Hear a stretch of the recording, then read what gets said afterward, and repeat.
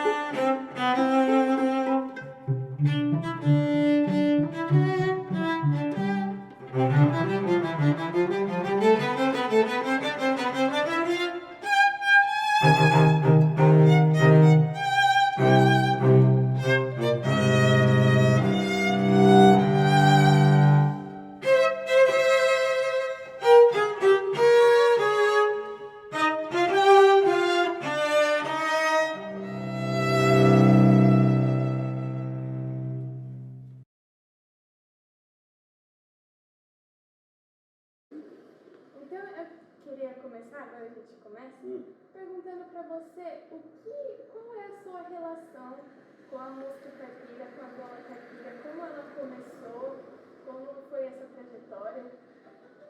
Então, eu comecei quando eu morava na roça, lá no interior de Minas, e na verdade comecei tocando cavaquinho, depois fui chegando, eu sempre estava em contato com a viola, meu pai tocava viola, tinha os amigos, e eu sempre queria um pouquinho mais da viola, achava que se ela tinha 10 cordas, estava 20 a 4, violão 6, eu acho que dava mais que aquilo que eles faziam. E aí ao longo do tempo eu estudei um pouquinho de violão clássico, estudei um pouquinho de música e tal, e aí teoria musical, e aí fui chegando na viola, acabei me enveredando para o lado da viola, depois que eu passei a dar aula, eu tinha professor de viola caipira. E eu comecei a dar aula de violão, que aí comecei a anunciar também as aulas de viola, comecei a pesquisar e montando material, né, montando assim fazer um programinha para dar as aulas e tal, e foi chegando à conclusão de que o pessoal gostava de viola e foi evoluindo. E essa ideia, acabei chegando em alguns métodos que eu fiz, escrevi e tal, e dei aula para muitos alunos, foi dezenas e centenas de alunos, depois lançamos curso em vídeo também. E aí a viola representa um trabalho que eu agradeço muito, porque eu fiz um nome legal em cima da viola caipira, viu? Na época trabalhei, lecionei, acabei abrindo loja também. E a gente foi enveredando por esse lado de viola e acabou que ela chegou na mão da juventude, né? Então a juventude aderiu, depois veio os projetos, os cursos e tudo foi dando assim mais força. E hoje a juventude está tocando a viola até muito além do que aquilo que era proposto para a viola, né? Saiu muito do tradicional e estão tocando clássico, até o pop na viola caipira virou um instrumento de solo, de harmonia, e a coisa cresceu. Eu acho que eu tenho uma culpazinha, uma pitadinha de culpa disso, porque quando eu comecei a viola eu queria fazer isso, fazer a viola, fazer solo, a linha melódica e fazer harmonia junto, claro. Então, muitos diziam, bom, você está querendo fazer um tipo de Lermando Reis no violão, você está querendo fazer na viola.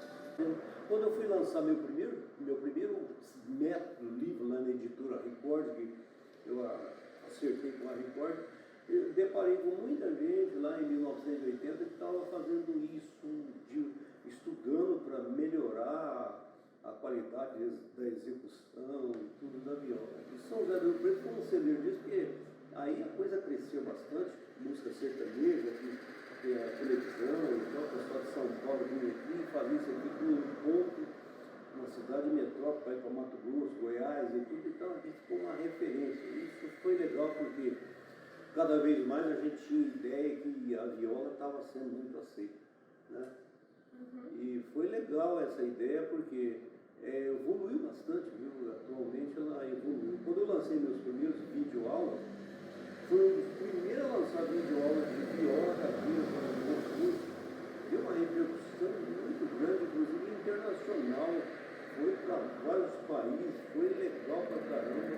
E eu tive uma repercussão dessa ideia. E começou os luthiers, fabricantes também, que faziam uma viola mais assim, perfeita, mais arrojada e tal. Além de dupla sertaneja, além de as aulas e tal, eu gravei bastante CDs, instrumental, e na época quando eu lancei meu primeiro CD foi legal esse trabalho, porque era muito tradicional gravar de viola, Xalana, Menino da Porteira, Chico Mineiro, e eu já dei uma cutucada no negócio, porque eu gravei Minueto em Sol Maior de Beethoven, até o Adriano Gabriel participou comigo no violino, acho que foi quase a primeira vez que ele entrou no estúdio para gravar comigo. Eu gravei uma música francesa, gravei umas técnicas legais, já estava tendo violeiros fazendo esse tipo de trabalho, mas não era tão arrojado como eu fiz. Isso foi um negócio legal que hoje está aparecendo aqui na loja, músicos que trabalham com a música, gente que está assim, grandes músicos, dizendo que inspirou a estudar viola ouvindo meus CDs na época quando eu lancei, porque eu saí muito do tradicional, não fiquei regravando as músicas costumeiras para a viola. Então depois eu gravei guitarra, eu gravei Pavana, gravei Lágrimas, e fui gravando, todo CD eu fazia uma mistura e dando essa ideia, mas não saindo desse gosto musical, que era a música sertaneja, né? Com a ideia do gosto doce do chão caboclo, né? Hoje falar em roça até está meio pejorativo, porque as pessoas já estão desconhecendo esse negócio. Eu acho que quem tem essa tradição já está no fim de tudo, porque quase não está tendo essas pessoas, mas eu ainda trabalhei, eu não era tão bom de serviço, mas eu trabalhei na roça bastante tempo. Então, eu trabalhava lá na roça pensando na viola. Então, a coisa foi desse tamanho. E estamos ali, parece uma colaboração legal nesse contexto de viola caipira. Com certeza. O senhor sabe aquilo que você falou, né? Que você se surpreendeu por ser considerado uma inspiração. Eu nunca estudei viola caipira, assim, mas na minha família o senhor é considerado assim uma inspiração, não só uma inspiração, mas uma referência. Eu me lembro quando a gente tocou com o Josué Guimarães, e aí minha família toda assistiu, foi tocando o hino, e foi assim uma coisa que todo mundo ficou emocionado. E realmente essa questão de fazer a viola tocar outras coisas e expandir esse repertório Isso foi legal, até porque na época, quando eu anunciei que eu ia dar aula de viola caipira, apareceram alguns alunos que tinham muito aquela tendência de tinham carreira. Então, eles me puseram a estudar, eu tinha que estudar dia e noite, porque eu chegava, eu quero tirar esse solo. Bom, eu não tinha partitura desse solo, eu não tinha tablatura, eu tinha que ouvir, tinha que passar, e os alunos cada vez me cobrando mais. Eu queria empurrar para eles alguma coisa de teoria e tal. Então, até agora, há pouco tempo, eu acabei de fazer minhas plataformas para dar as aulas online e vários depoimentos dos meus alunos. Eu tenho o privilégio de ter meus primeiros alunos ainda, né? Eu não estou tão velho assim, mas eu estou com meus alunos ainda tocando. Tem o primeiro aluno de viola que fez um depoimento, tem o primeiro aluno de violão que hoje trabalha com a música. Então, foi muito legal a gente conversar e bater um papo em cima disso aí e ver que realmente valeu a pena esse trabalho. Foi muito proveitoso para a minha vida e foi muito proveitoso para os alunos, quem estudou, foi legal para caramba, porque eu achei uma frase de um professor que falou no jornal, que não basta ensinar, tem que inspirar também. Você tem que ficar animado, para poder aprender, ele tem que ficar emocionado com o negócio. Isso foi legal. Eu passei por essa emoção, estou passando bastante por essa emoção, e o depoimento dessas pessoas que vêm falando aí. Me chamou a atenção quando eu vi suas gravações, comecei a aprender viola. E hoje tem, como o Arnaldo Freitas me visitou aqui, uma música influente no meio da viola, que tocou na Orquestra Paulista de Viola do Rio de Janeiro. Falou, eu comecei a interessei pela viola ouvindo o seu primeiro CD. Foi muito interessante. Então, isso me deixa bastante feliz, porque significa que o nosso trabalho ele atingiu o objetivo. Né? Então é isso aí, o nosso trabalho está mais ou menos relacionado. Isso eu fiz sem muita pretensão, é gosto pessoal e vício, porque eu passei a usar aquela frase, a famosa frase que o Tião Carreiro falou numa música, que fazer moda é meu vício, viola é minha cachaça. Então é isso aqui. Ótimo. Obrigado. Muito obrigada. Que tal se a gente terminasse com você tocando um pouquinho alguma coisa para nós? Ué, pode ser.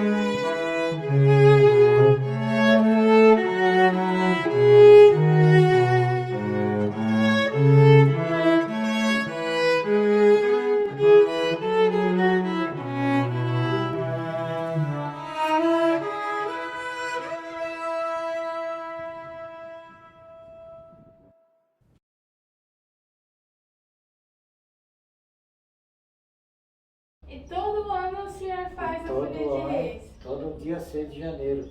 Que é tradição, o povo vem, que está vivo ainda, que ia lá, vem aqui. E como que começou essa tradição na sua família? Ah, é a promessa do meu pai, né? Que eu estava com mal de semioto, Quando o senhor era criança? pneumonia, e o médico disse que não tinha cura. Naquela época só benjação, né? Mal de semioto. Aí ele fez promessa para os 3 reis e eu estou aqui, ó. Graças a Deus. Mas ele todo ano fazia a cegada dele.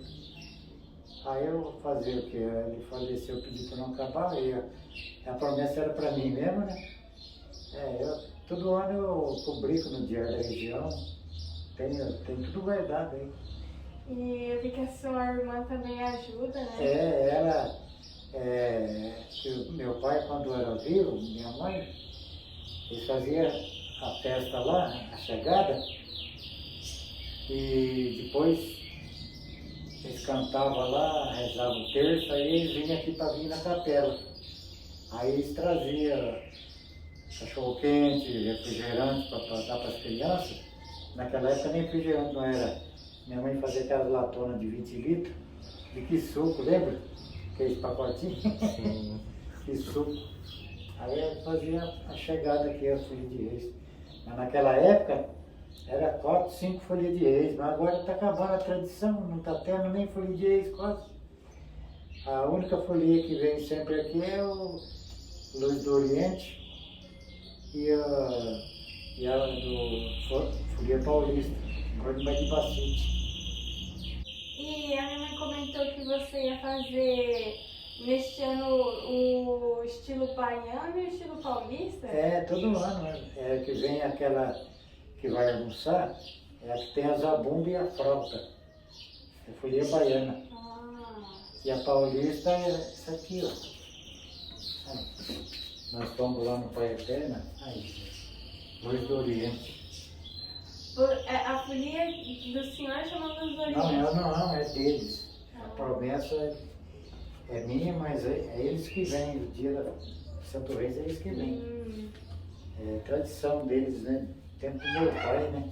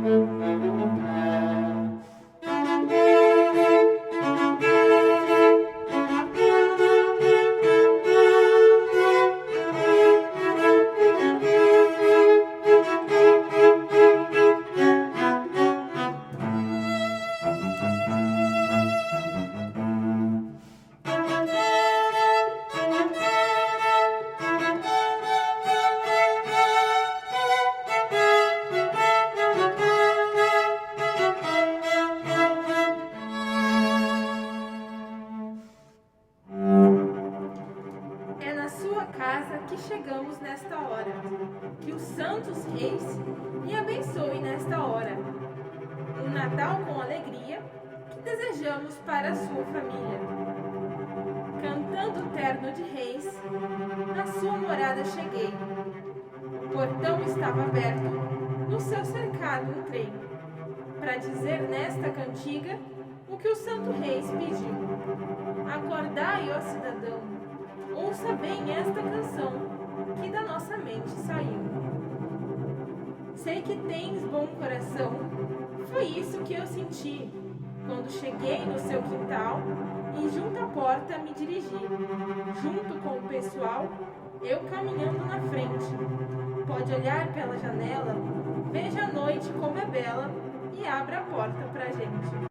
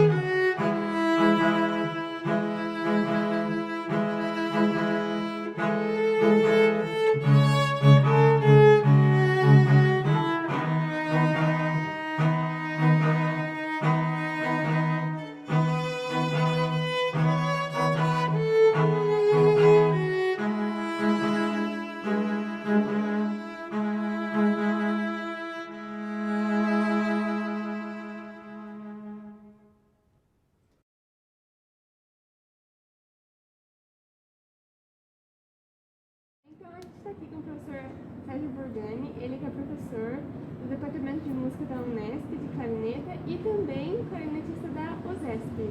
E como ele é uma referência no instrumento, no assunto a gente vai conversar um pouco sobre o que ele fez e quais são as perspectivas dele a respeito do Paulo Moura. Então... Bom, como a gente estava conversando, o Paulo Moura foi uma figura inspiradora. Eu como clarinetista, quando era adolescente, né, ouvíamos ele tocar na televisão, né? Acho que hoje raramente você tem um instrumentista aparecendo em programas de televisão, rádio, mas nos finais dos anos 70, começo de 80, apareciam muitos instrumentistas. Eu assisti muito o próprio Paulo Moura, Abel Ferreira, Severino, Altamiro Carrillo, eram os instrumentistas, principalmente de sopro, na minha área, Jacó, que eram figuras inspiradoras para nós, estudantes de um instrumento na época. E o Paulo era uma referência, porque ele tocava choro muito bem e vivia tocando com grandes artistas, gravou com quase todo mundo, né, da música brasileira. E ele era uma inspiração, né, para a gente. Eu não tive a oportunidade de conhecer muito ele pessoalmente, mas eu assisti três momentos. Eu vi um show em Campos do Jordão, quando eu estava dando aula, e ele se apresentou lá. Eu vi um outro evento com a Clarice Werner, e também o último que eu assisti foi, eu acho que alguns meses antes dele falecer, aqui em São Paulo. Até tem uma dedicatória dele. Nossa, que aqui, demais. né? E logo ele faleceu depois. Então foi, acho que, um dos últimos espetáculos. Ele realmente No tem uma Sesc. letra complicada, né? Eu estava vendo os manuscritos de partitura dele. E então ele tem alguns, como instrumentista, por exemplo, ele tem uma formação que trilha no começo o erudito e o popular, porque ele estudou com o Jair Oleno dos Santos no Rio de Janeiro, que era um professor unicamente da área erudita, né? Compositor e clarinetista. E depois, eu acho que pelas necessidades da época, os instrumentistas, eles acabavam trilhando os dois estilos, tanto popular e erudito, né? Em busca de trabalho. E ele tinha também essa paixão pela música brasileira e a capacidade. Então ele também se dedicou a saxofone e clarinete, né? nos últimos anos ele ficou mais como clarinetista, né? Tem uma marca registrada dele, que ele tem um clarinete da Buffet transparente, então ficou registrado isso, aquele personagem com clarinete transparente e um chapéuzinho, né? É a imagem do Paulo que eu tenho em mente, né? E o Paulo é aquele clarinetista que não demonstrou nas últimas décadas tanto o virtuosismo técnico, mas eu acho que uma linguagem muito própria dele, um estilo muito próprio de poucas notas mas sempre pensando na harmonia do que ele estava tocando. Então, você pegar o improviso dele, é sempre com gestos do choro, com ideias da música popular, sem muita fritação, sem muito virtuosismo técnico, né? E a gente percebeu um pouco no final das últimas 2 décadas que ele se descuidou um pouco da sonoridade, que é o grande... Eu me lembro muito bem, quando eu estava dando aula em Campos do Jordão, quando ele veio fazer esse show, eu chamei todos os alunos para assistirem, mas eu me lembro muito de durante o show, os meus alunos saírem do concerto e não assistirem. E no dia seguinte eu fiquei muito bravo com eles, porque eu falei, mas o som dele... Sim, mas você vai... Aí eu até comentei isso, quando você ouve uma pessoa de idade nos contar histórias, você repara na voz rouca que ela tem, na voz fraca, ou na história que ela tem para contar, né? Então é isso que eu falei, você não tem que ir lá ficar criticando que o som dele é Y, X, se tá sujo, se não sei o quê. Presta atenção no que ele está dizendo como linguagem musical. Esse é o mais importante, é uma experiência de 50 anos de instrumentista que você precisa pensar mais, que está à frente da sonoridade. Então, isso era uma das marcas do Paulo, um pouco um descuido do som, mas em função do que dizer daquele momento, de como dizer aquela linguagem, né? E o Paulo era isso, né? Ele acho que fez história, né? Ficou marcado porque ele tem gravações com diversos músicos e ele tinha uma vocação, né, para ser líder de uma big band, né? Ele gostava muito de big band, segundo os relatos, ele gostava muito de ensaiar e era muito meticuloso nos ensaios. Só que ele aparece numa fase que a big band está já em declínio, né? Então ele começa a criar um novo estilo de tocar mais um regional um pouco mais enxuto, né? E volta mais para o choro. E depois que esses grandes como o Abel se foi, ele passa a ser o grande líder, digamos, não só do instrumento, mas o porta-voz do choro, né? Principalmente no Rio de Janeiro, né? Bom, é um cara que tem muitos discos gravados e quem quiser aprender um pouco de choro tem que passar pelo Paulo Moura, não tem como, tem que escutá-lo e estudar mais a fundo a linguagem. O cara que, até os últimos dias de vida, segundo o relato, ele sempre estudou orquestração e composição de eruditos, né? Ele gostava muito de ficar estudando Debussy, estudando Ravel, e uma curiosidade, né? Parece que ele ficava reescrevendo as composições a lápis, nota por nota, porque assim ele passaria pelo estudo da harmonia detalhadamente. Então ele refazia as partituras manualmente. Isso é interessante, que era uma forma dele assimilar a harmonia desses caras, né? Ele falava isso. E eu tive a oportunidade, então, de conhecê-lo uma vez no Rio de Janeiro, num bar, mas rapidamente. E a última vez foi esse show que eu fui ao camarim e conversamos um pouco, né? Ele já se demonstrava um pouco cansado já, né? Da certa dificuldade de fazer shows. Mas, para mim, foi inesquecível, né? Teve um grande instrumentista ao vivo.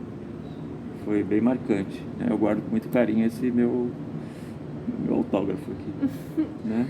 Muito Nossa, eu tô impressionada, assim, professor, você sabe mais do que eu que tô pesquisando esse assunto já há um tempo.